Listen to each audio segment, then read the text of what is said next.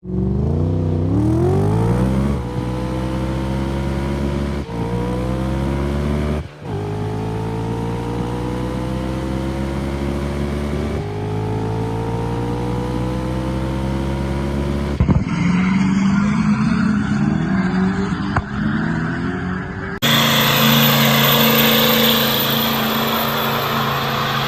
guys, welcome back to the channel. We are going to get right back at it with the Predator pump install.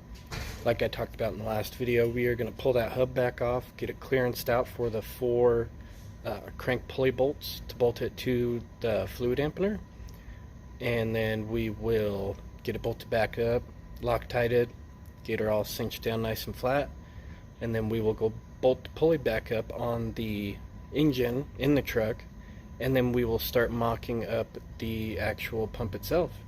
So I'm not going to hold you guys very long. Let's get right to it and clearancing out that hub.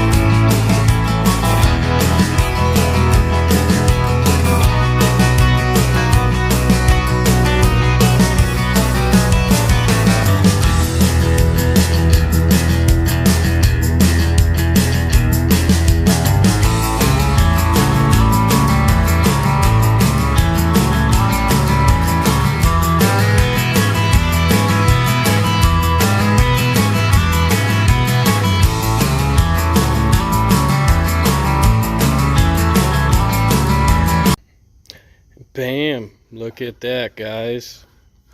Got her all clearanced out. Just used the old die grinder with the sander on it. Took almost one whole one of these bad layers to get through all this aluminum. I'll tell you what, this sunbuck was getting hot. That's why, I don't know if you noticed, I put a glove on and I used a rag to hold her down, which I could have gone over to the vise, but I already had the camera set up for you guys, and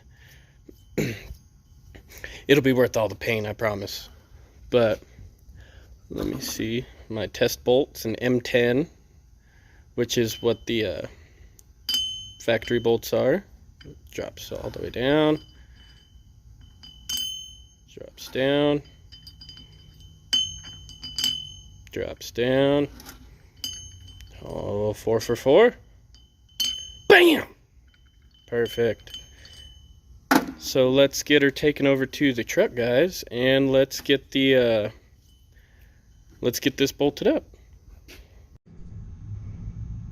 Alright guys, so we're over here at the truck. I'm gonna set the GoPro down here and we will get the pulley on, and then I will show you what everything looks like.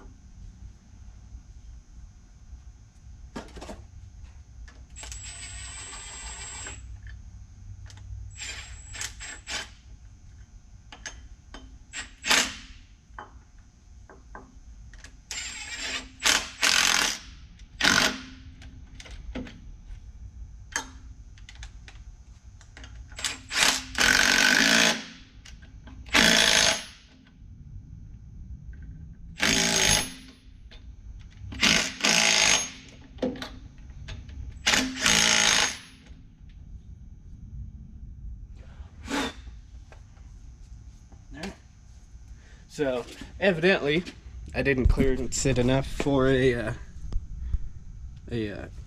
impact socket. They're a little thick. Chrome socket would put it on just fine, but look at that, boys. Oh, let me put the light back on. Here, I'm actually going to switch to the cell phone because this GoPro's got some dark video for some reason. So let me swap you guys over real quick to the cell phone and hopefully get a better video. And just like magic, look how much better and easier it is to see with the cell phone, which is surprising for my busted old phone. The GoPro just didn't have enough lighting, I guess, but look at that, guys, all mounted up. I know I said I was going to paint all this, but I will do it after the video because I just wanted to show you guys this because I plan on taking this off and painting it overnight. So it has plenty of time to cure up so I can put it back together in the morning with the Loctite and all that good stuff. And this will be back on for good. But I just wanted to get this here, and the belt will be on it, of course. I guess I don't really need the belt all the way on to show you guys what's going on here, but let's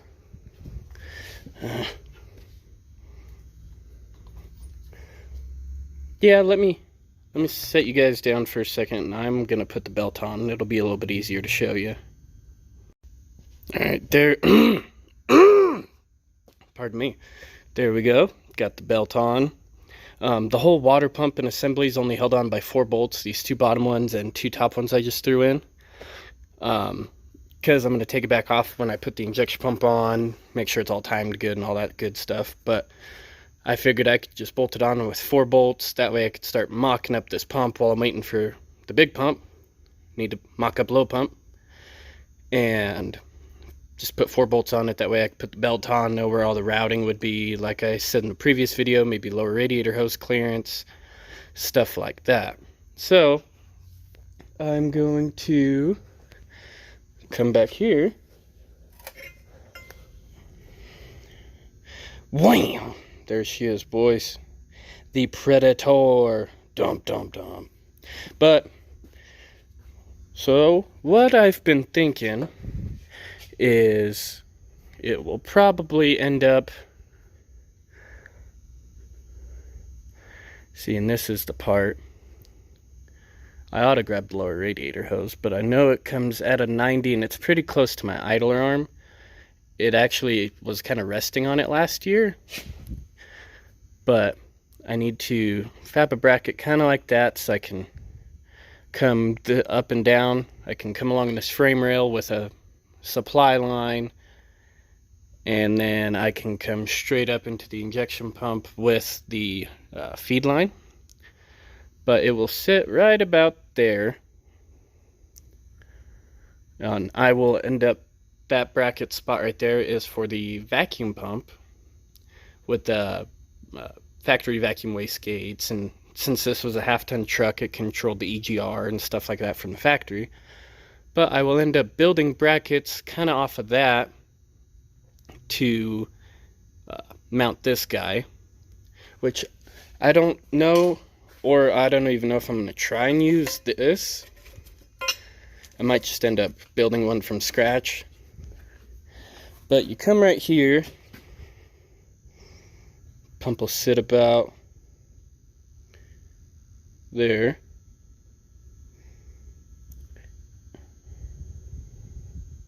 About there.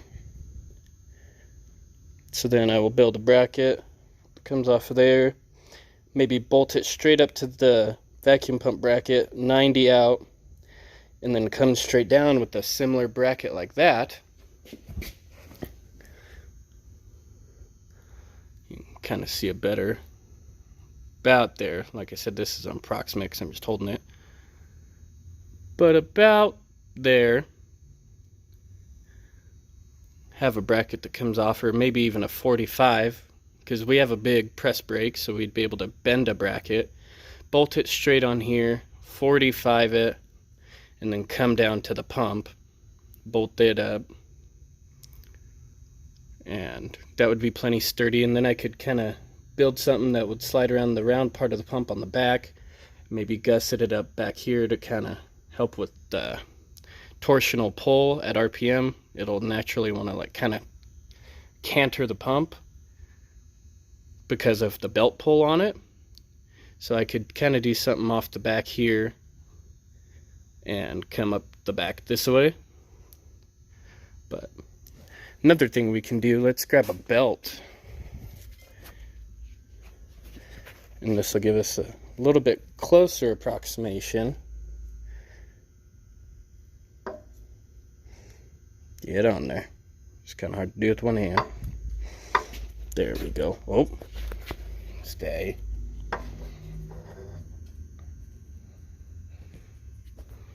There we go. So that's about how far it'll have to be out. I would have liked to have gone lower or higher, but due to belt routing, that's not quite going to work. And I could come fairly close to the belt, but I'd want to build some sort of guard in case of the belt starts wobbling. I don't want it to hit the pump and have it tear the belt up or kick the belt off. But that just kind of seems more of a pain than it's worth. I could mount it in between, maybe right there, which would be a little bit simpler to make a bracket maybe, but then it'd be kind of a pain to run fuel lines. Yeah, I don't think that'll work. That'll be too much of a pain to run a fuel line. I'd have to 90 it out this way and around the belt, and that just is a big risk in case a belt flings of tearing a fuel line apart and just making a mess everywhere. So I think my best option is going to be maybe straight out like this, or maybe kick it up towards the water pump or the belt a little bit more. This little dog gets heavy. Which I could build brackets off the frame hypothetically, because I did go to a solid motor mount, which would make the brackets a lot simpler.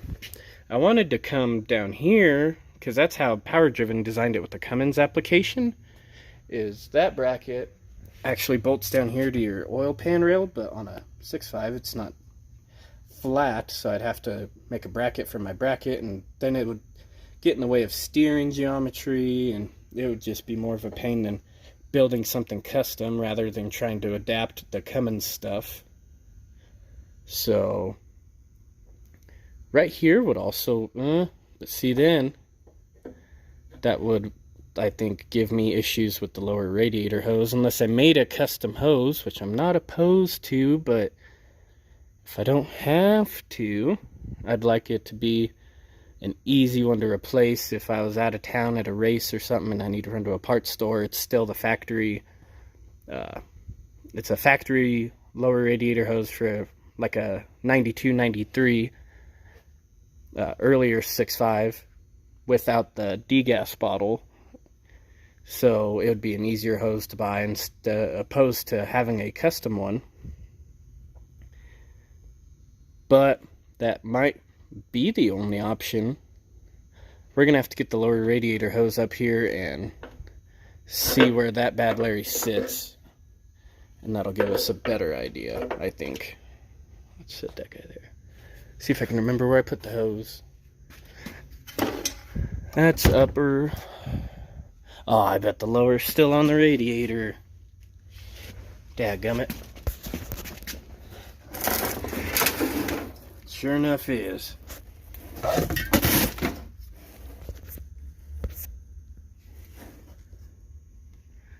I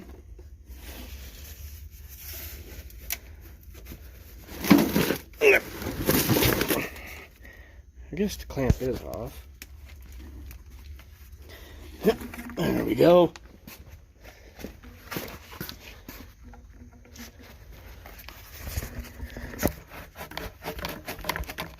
Funny fact, guys, that's a second gen Dodge Ram Cummins radiator, because I also used the second gen Ram Cummins intercooler. both hoses, upper and lower, factory 6.5 radiator hoses, fit on the 2nd gen radiator, which is probably why this radiator will end up in the dually, the tow rig, and I will end up going with probably a smaller, lighter weight aluminum option for the Racetruck, and that can just go in the dually. So I will still be able to reuse factory 6.5 radiator hoses when I go to this Cummins radiator, which again, I wanted to have something easy to find, like a part store replacement, especially if I plan on towing the Racetruck out of town.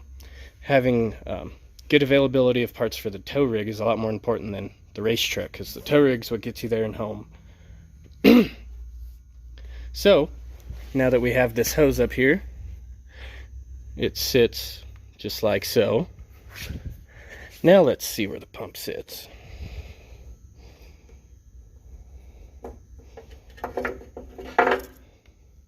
Dadgummit. I know, guys, you're just kind of staring at that real nice cross member, but like I said, the GoPro wasn't working for us, so we're trying to make the cell phone work here.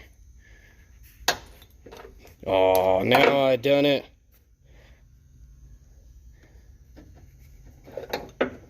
Okay, there's one hand. Stay.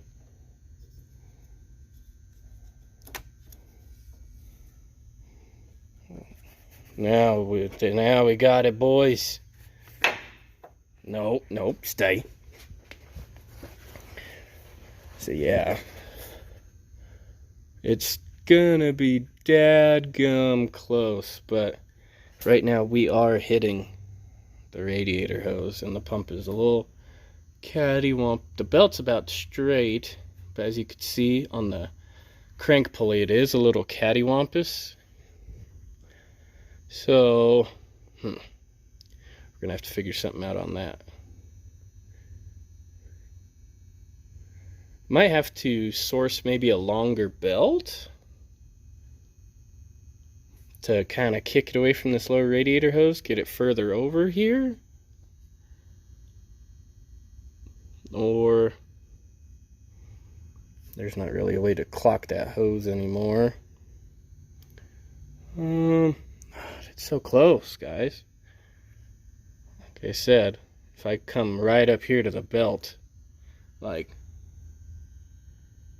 that close, it's not touching the radiator hose at this point. We're nice and straight, but I don't like how close that is to that belt. It's too close for my comfort. Plus it kind of makes a pain getting to that hose clamp, but that's the kind of things you have to think about in a project like this, guys. It's forethought, and maintenance is a huge thing. Like having to swap out a radiator hose, if your fuel pump's in the way, that's going to irritate your world. So that is just one thing you have to keep in mind when you're working on these super custom projects like this, is how like everything is laid out, and you have to have forethought on what the maintenance is going to be like, and are you going to have to take half of the engine, front of the engine apart to swap out a dadgum radiator hose? You do that, you're going to be mad, and you're going to end up redoing it anyways. So if you just have that forethought in the first place, it won't become an issue. Alright, enough of my soapbox preaching. Let's try, see how it looks over by the steering box, which I don't think will have any room at all over here. I mean, we can try, but I think we're going to end up hitting that steering box. We might have to modify down here and kind of maybe kick it over here. Let me try and swap. Oh. Get on out of there. Okay, let's go like that.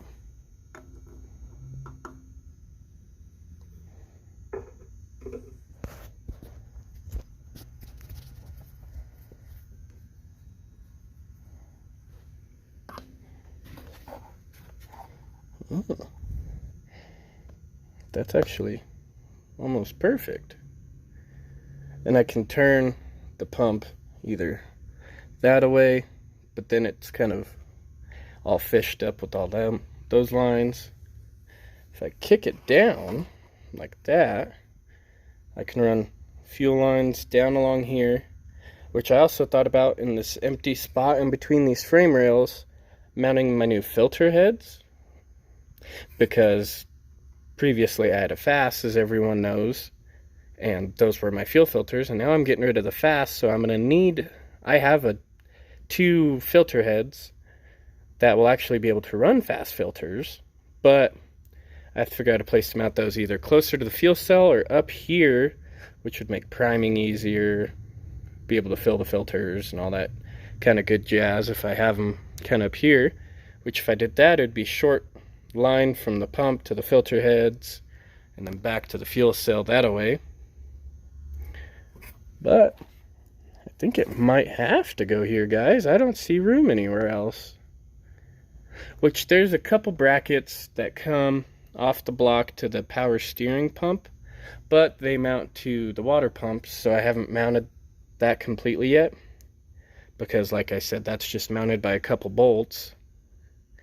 But I think this is the only option, is over off to this side, guys, due to the lower radiator hose being over here, which on a Cummins it would come straight out and straight into the radiator, but on the 6.5 it just doesn't work that way. I think right here, I think that's, in the words of the great Stale Cracker, that's money, dude. I mean, comment what you guys think about the placement. If I honestly don't see any other place without getting a longer belt to put this pump.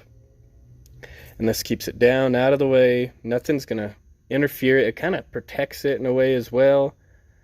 No belt interference whatsoever. I think this is about as good as it's going to get. And like I said, we could build brackets off the water pump. There's a boss right here on the block, right there at my fingertip. We could build brackets off of. I don't see an issue building brackets down here. But like I said, let me know in the comments what you think of that placement, and if I should start fabbing up brackets, which I feel like I should. If not, give me your opinions on where you would like to see the pump. But I think we just decided, guys, right here. I love it. It's gonna be awesome. This thing is just moving right along, guys. I tell you what, I didn't even think about that placement until we just started talking about it. And the thing was, I could think about placements all I wanted, but until I got the hub mounted on the pulley and was able to see where the belt would actually land the pump, I wasn't able to like fully decide where I could put the pump, or if I had to get a longer belt, or just decide on a different position, which led me to right there beside the steering gearbox, which I think is going to be a perfect spot. Now we just have to start fabbing up some brackets. I might have to temporarily put on those power steering brackets like I was saying, to see if I can build off of those, or